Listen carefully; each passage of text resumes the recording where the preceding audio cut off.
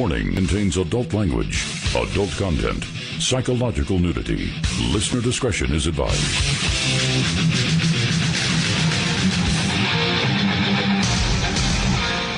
So I noticed Gad Sad posted this Milo Yiannopoulos article about Jordan Peterson. Jordan Peterson is the wrong kind of chameleon, writes Milo. Now, I'm coming at this as a fan of Milo. I haven't been following him closely the past couple of years, but when I was seeing what he was doing 2 years ago, it was something that I enjoyed. A lot of people have subscribed to my channel recently, so I'm just going to briefly say that I'm coming at this as a fan of Owen Benjamin, a fan of Jordan Peterson, a fan of Gad Sad. Nassim Taleb is someone I like to read. But obviously all of these people disagree on some things, and sometimes on major things. And in this case, I think I disagree with Milo on his characterization of Jordan, and I'm going to come at this in a way that you're not going to hear from any other YouTuber. And I'm going to use Carl Jung in the Red Book, and right away that might be a turnoff for some people. But what I want to say is that a lot of what Milo has here said stems from a misunderstanding or mischaracterization of Jordan Peterson, and I can understand why.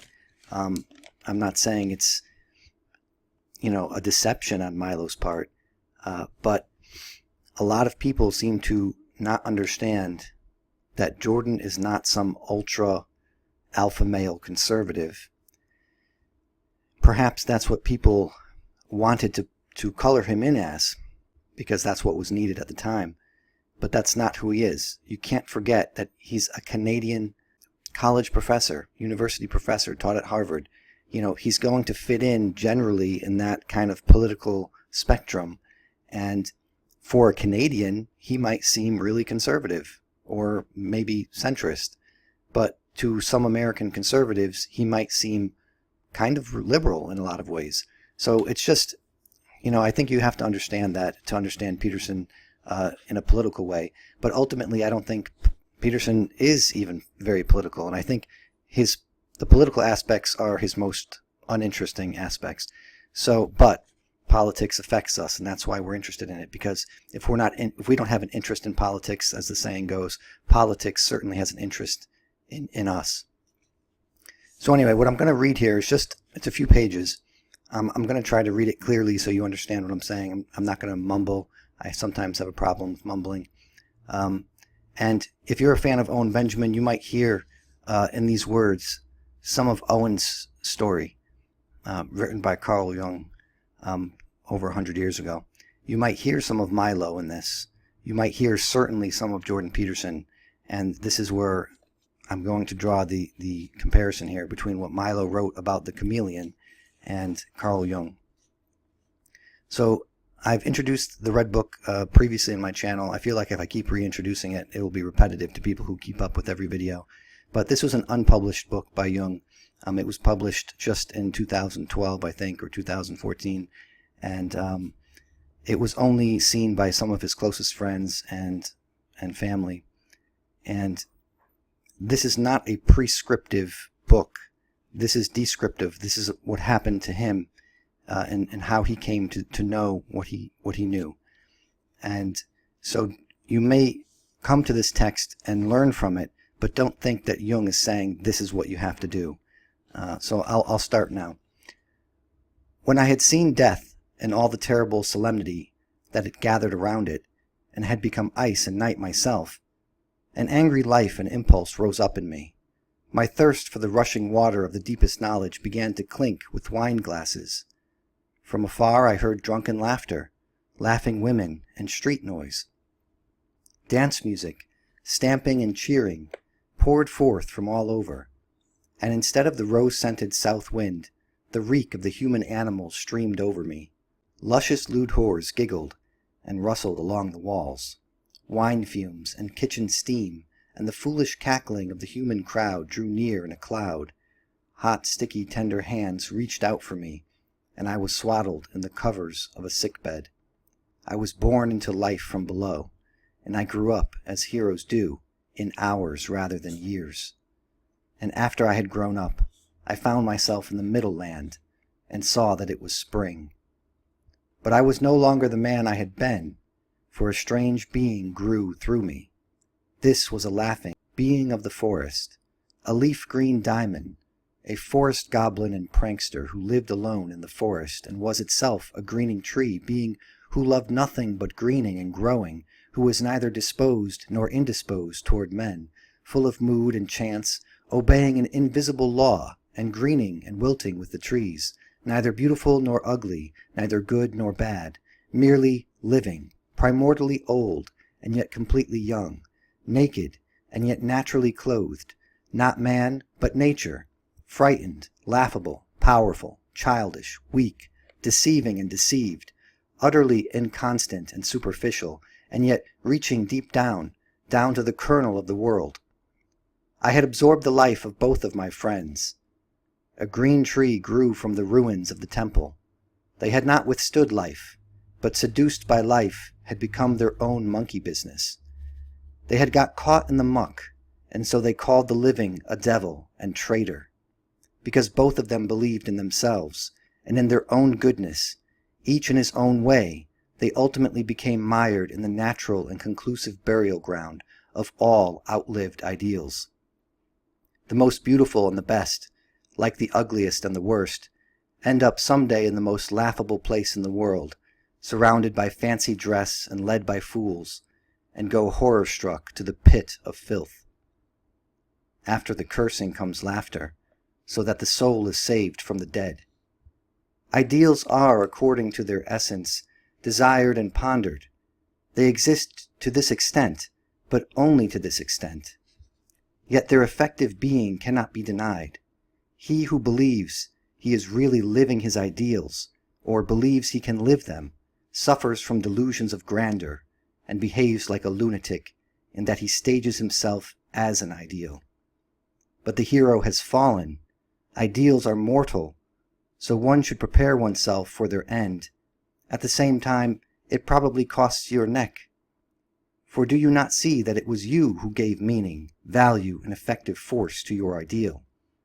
If you have become a sacrifice to the ideal, then the ideal cracks open, plays carnival with you, and goes to hell on Ash Wednesday. The ideal is also a tool that one can put aside any time, a torch on dark paths. But whoever runs around with a torch by day is a fool.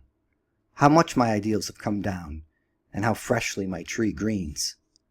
When I turned green, they stood there, the sad remains of earlier temples and rose gardens, and I recognized with a shudder their inner affinity.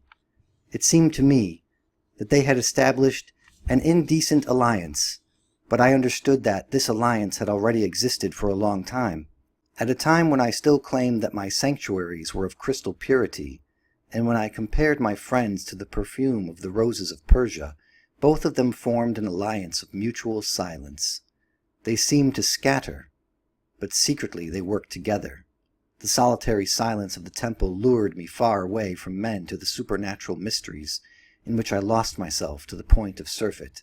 And while I struggled with God, the devil prepared himself for my reception, and tore me just as far to his side. There, too, I found no boundaries other than surfeit and disgust. I did not live, but was driven.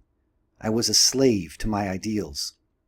And thus they stood there, the ruins, quarreling with one another and unable to reconcile themselves to their common misery.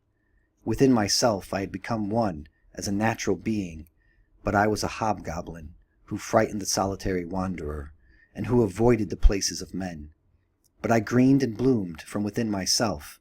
I had still not become a man again who carried within himself the conflict between a longing for the world and a longing for the spirit.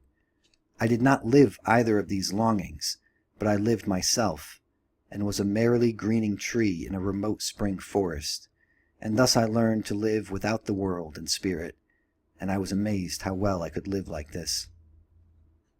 But what about men? What about mankind?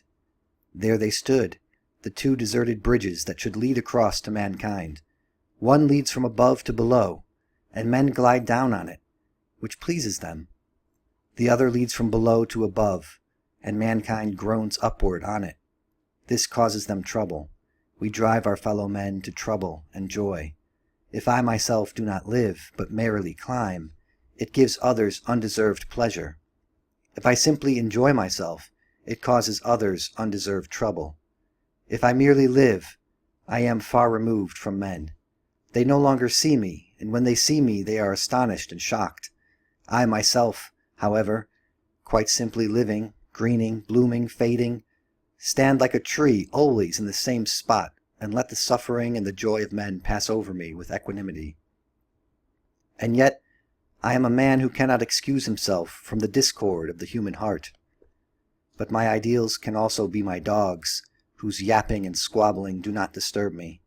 But at least then I am a good and a bad dog to men. But I have not yet achieved what should be, namely, that I live and yet am a man. It seems to be nearly impossible to live as a man. As long as you are not conscious of yourself, you can live. But if you become conscious of yourself, you fall from one grave into another. All your rebirths could ultimately make you sick. The Buddha therefore finally gave up on rebirth, for he had enough of crawling through all human and animal forms.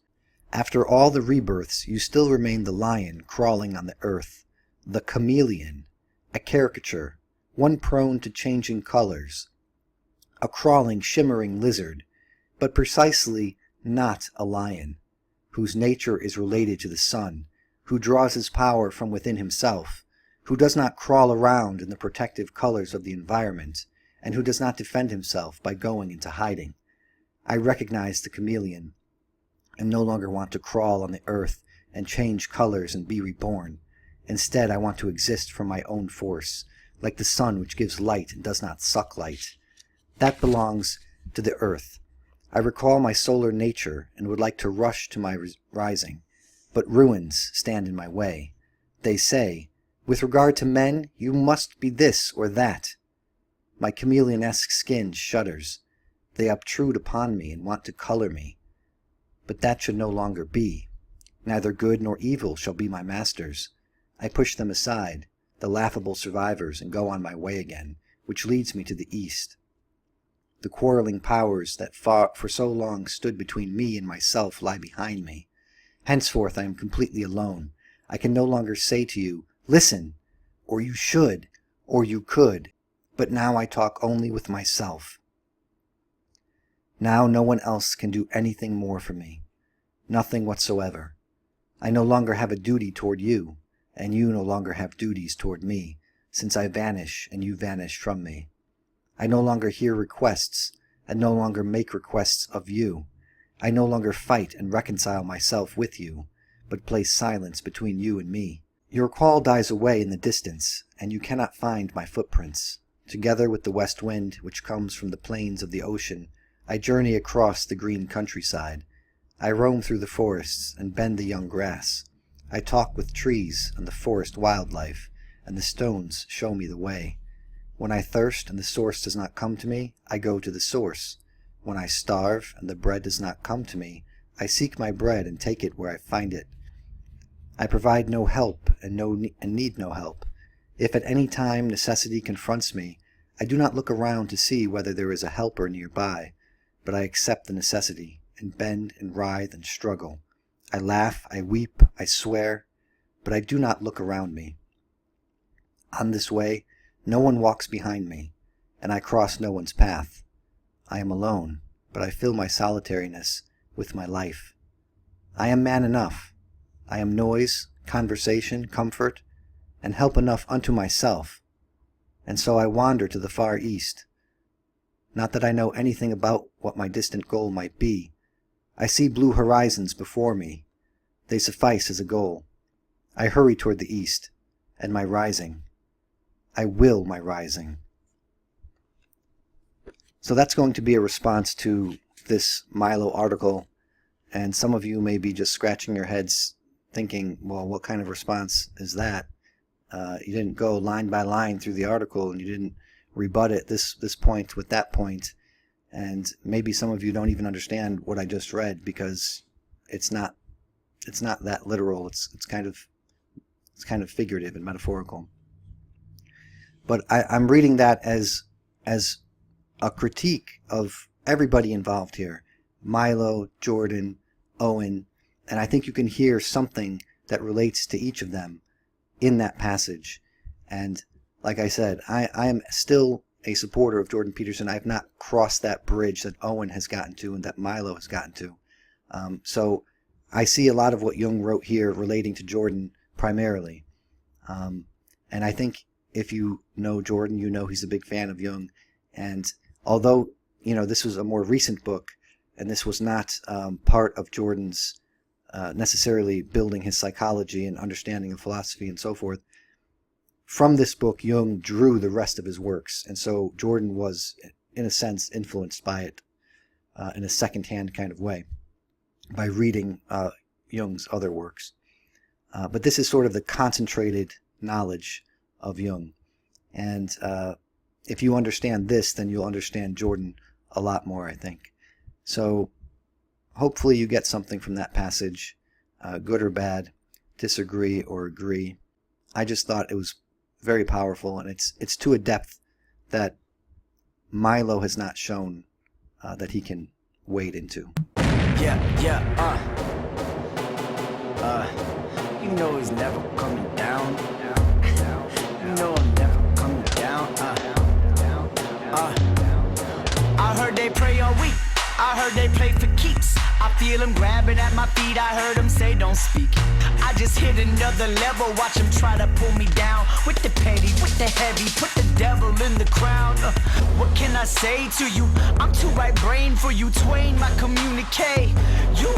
You are what's in supreme. Fuck boy starter pack. I'm Huck Finn, Huck shit, Hussoy, living art. In fact, I see deceit, I see him backstab. I got no need for that. I'm sliding off like the goddamn pizza rat.